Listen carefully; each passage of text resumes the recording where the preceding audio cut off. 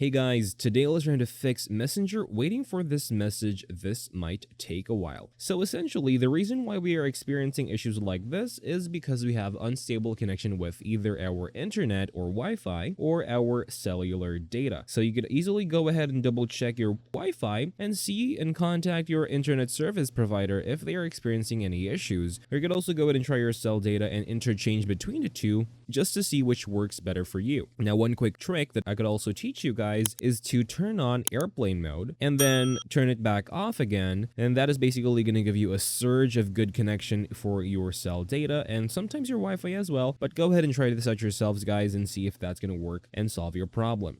Now, one more thing that we can also do is to make sure that we have the latest version of Messenger installed on our device. So doing a quick search of the Messenger application on the App Store and making sure that we have the latest update, or if you do have an update like this one, go ahead and update it to the latest version so that bugs like this would be fixed, giving you the best user experience possible. Essentially, that is all for this video. Thank you guys for watching. Please like and subscribe and take care.